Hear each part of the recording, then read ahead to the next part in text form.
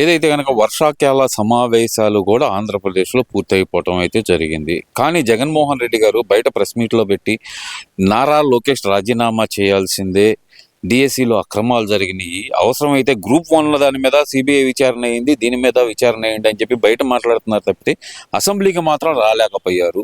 శాసన మండలిలో మాత్రం ఏ బిల్లు పాస్ కాకుండా అడ్డం పట్టడం అయితే జరిగింది. ఎలా చూడాలంటారు ఈ రెండు నాలుకల ధోరణి జగన్మోహన్ రెడ్డి గారి? జగన్మోహన్ రెడ్డి అతను చేసిన 19 నుంచి 24 వరకు చేసిన అన్యాయాలు, అక్రమాలు ప్రజలందరూ చూసి అదే కూటమి ప్రభుత్వానికి మళ్ళా చంద్రబాబు నాయుడు సీఎం కావటానికి అతనే కారణమయ్యాడు.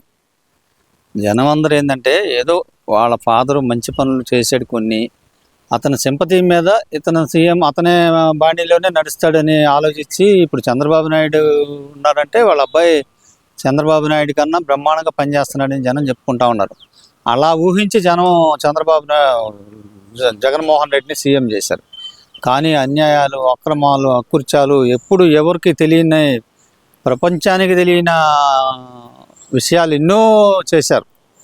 అలాంటి చూసి జనం భయపడిపోయి మళ్ళా జగన్మోహన్ రెడ్డిని సీఎం కావటానికి వీలు లేకుండా మళ్ళా కూటమి ప్రభుత్వం చంద్రబాబు నాయుడు సీఎం అవటానికి అవకాశం కల్పించారు. మీ ప్రభుత్వం 5 సంవత్సరాల్లో మా డిఎస్సి ఒక్క మనిషికి కూడా డిఎస్సి చేయలేకపోయారు మీరు.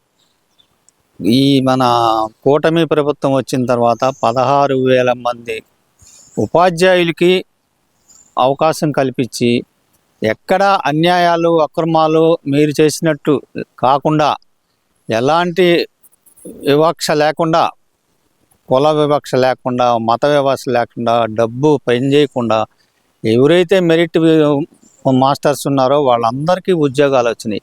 ఇప్పుడు మీరు చేసే ఈ గోలకి ముందు కూటమి ప్రభుత్వమే కాదు, వాళ్ళు రోడ్డున ఎక్కి మా జోలికి మీరు రావద్దని చెప్పి అక్కడ కర్నూలులో కానీ విజయవాడలో కానీ మీకు కళ్ళుండి చూడలేని కబోదులైపోయి మళ్ళా మీరు డిఎస్సి మీద, లోకేష్ బాబు మీద మీరు అన్యాయాలు, అక్రమాలు జరిగినాయి అని చెప్పుకుంటూ ఉన్నారు.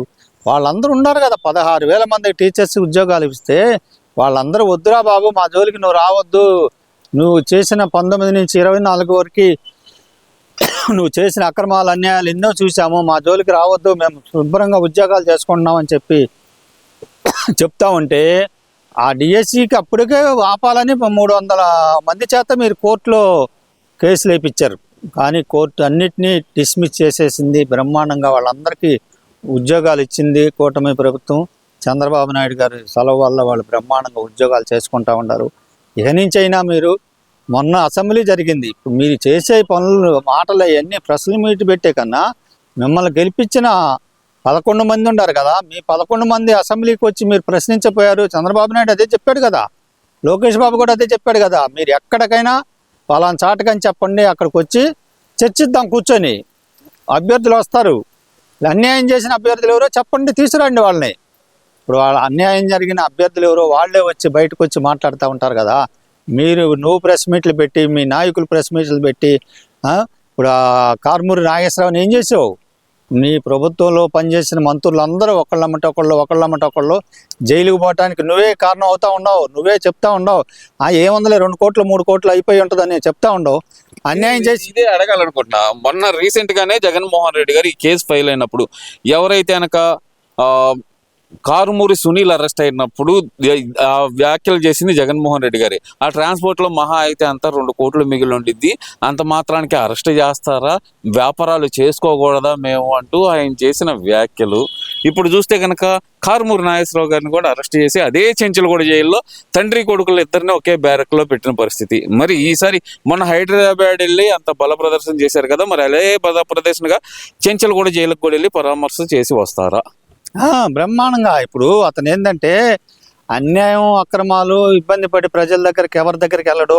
జైల్లో జైలు పక్షి కాబట్టి జైల్లో ఉండే వాళ్ళ దగ్గరికే వెళ్ళి వాళ్ళ బల ప్రదర్శన చేసి వస్తాడు. మొన్న హైదరాబాదు అతను ఐపీఎస్ పెళ్ళికి వస్తే అసలు హైదరాబాద్లో అంత హంగామా చేయాల్సిన అవసరం ఏముంది? మన పాలన ఏముంది అక్కడ? మీ ఎమ్మెల్యేలు ఎవరన్నా ఉన్నారా అక్కడ? ఎక్కడ పోయినా మీ బ్యాచ్ని 200 మంది 100 మందినో పేటీఎం బ్యాచ్ని తీసుకెళ్ళి ఆ బల ప్రదక్షిణ చేసి జనం అందరూ తిట్టుకునేటట్లుగా చేసి ఇప్పుడు ఆ కారుమూరి సునీలు కారుమూరి నాగేశ్వరరావుని మీరే కదా ముందు డైరెక్ట్గా 2-3 కోట్లే ఉంటుంది ఏముంటుందిలే అని ముందు చెప్పింది మీరే కదా. అంటే ఆల్రెడీ మీరు మీ వాడు ఆ అన్యాయం అపకారం చేసినట్టు ప్రభుత్వం అప్పుడు మద్యం రవాణాలో అక్రమాలు జరిగినట్టు ఇండైరెక్ట్గా నువ్వే చెప్పావు కదా పోలీసులకు కానీ ఈ ప్రభుత్వానికి కానీ. మా వాడు చేసింది 2-3 కోట్లేనని చెప్పి నువ్వే ఒప్పుకున్నప్పుడు అట్లానే నీ వల్లే మొత్తం మళ్ళా తిరిగి ఆ జోగి రమేష్ కూడా ఇప్పుడు రెడీలో ఉన్నాడు. నువ్వు చెప్పే మాట్లాడమంటే నెక్స్ట్ అతన్ని అరెస్ట్ చేస్తారు. నువ్వు ముందు అవకాశం మా వాడిని అరెస్ట్ చేయండి అని చెప్పి ఇండైరెక్ట్గా చెప్పినట్టే కదా. 2-3 కోట్లే కదా ఏముందలే అంటే 2-3 కోట్లైనా నీ ప్రభుత్వంలో అక్రమాలు జరిగినట్టు నువ్వే ఇండైరెక్ట్గా చెప్పి ఈ ప్రభుత్వానికి ఇబ్బంది లేకుండా చేస్తూ ఉండవు. జగన్మోహన్ రెడ్డి నీ ప్రవర్తన అట్లానే ఉంటే జనం హర్షిస్తూ ఉన్నారు. ఇప్పుడు మంచిగా నువ్వు ప్రవర్తిస్తూ ఉండవు. మీ జనాన్ని వేసుకెళ్ళి జైల్లో ఉన్న వాళ్ళనే పరామర్శించడం. అక్కడ అప్పుడు అప్పలరాజు వ్యవహారంలో కూడా అదే కదా. అతను బీసీ, ఇప్పుడు అప్పలరాజు బీసీ అని లగేసావు నువ్వు. చనిపోయిన యాదవ కులానికి చెందిన అతను కూడా గొర్రెల కాపరి. అతన్ని పరామర్శిస్తే జనం సంతోషించేవాళ్ళు. మీ వాడు గుద్దేసి అతను చనిపోయి వీళ్ళు జైల్లో ఉంటే నువ్వు బల ప్రదర్శనగా వెళ్ళి వాళ్ళని ఎట్లా పరామర్శించావో ఇప్పుడు కారుమూరి నాగేశ్వరరావు కారుమూరి సునీల్ని కూడా అట్లానే పరామర్శిస్తావు. నువ్వు చేసే పని అదే కదా. అంటే ఇప్పుడు జనాలకు కావాల్సింది కూడా అదే, నువ్వు అట్లా చేయటమే.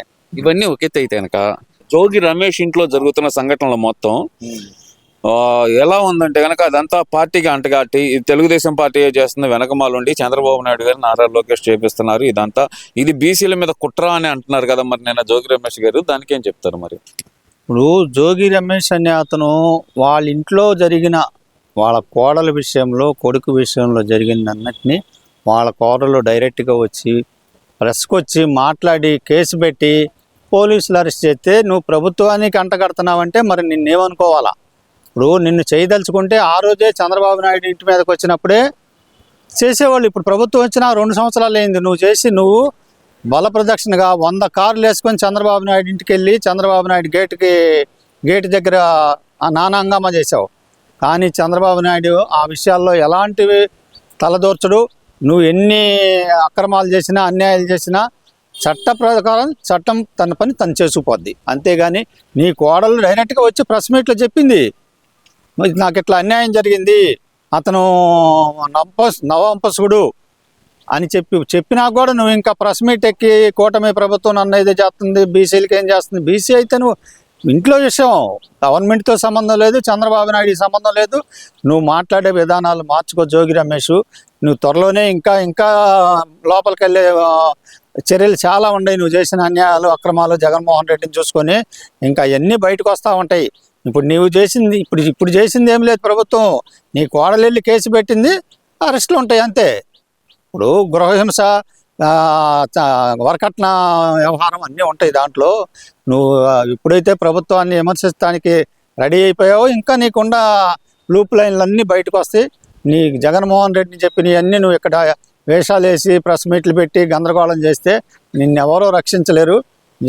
జోగి రమేష్ నువ్వు చేసిన అన్యాయాలు అక్రమాలు అట్లా ఉంటానే నీకు జగన్మోహన్ రెడ్డి మంత్రి ఇచ్చేసి సన్మానించాడు. ఆ రోజు నీ మంత్రి స్థాయి కాదు ఆ రోజు, కానీ నువ్వు చంద్రబాబు నాయుడు ఇంటి మీదకి వెళ్ళావనే నీకు మంత్రి ఇచ్చాడు. అది గుర్తుపెట్టుకో. ఇవన్నీ జనానికి తెలుసు. మీరు చేసిన రాజకీయాలు 5 సంవత్సరాల్లో జగన్మోహన్ రెడ్డి అన్ని అక్రమాలు అన్యాయాలు చేశాడు. జోగి రమేష్ అనేవాడు కూడా విజయవాడలో అన్ని అక్రమాలు అన్యాయాలు చేశాడు. జనం అందరూ తెలుసు, ప్రభుత్వానికి తెలుసు. అవన్నీ ఉండయి కేసులు. ఎక్కడ పోతాయి? ఇప్పుడు తాతకు బట్టి నుంచి బొచ్చి తలాపినే ఉంటుంది, ఎక్కడ పోదు. నువ్వు చేసిన అన్యాయాలు కానీ అక్రమాలు కానీ నీ వెంటే వస్తూ ఉంటాయి. మంచి చేస్తే మంచి వస్తూ ఉంటుంది. మీ జగన్మోహన్ రెడ్డికి మంచి చేయటం తెలీదు, మీకు అంతకన్నా కూడా మంచి చేయటం అసలు కాదు కదా. మీ జగన్మోహన్ రెడ్డి మంచి చేయమని చెప్పడు కదా.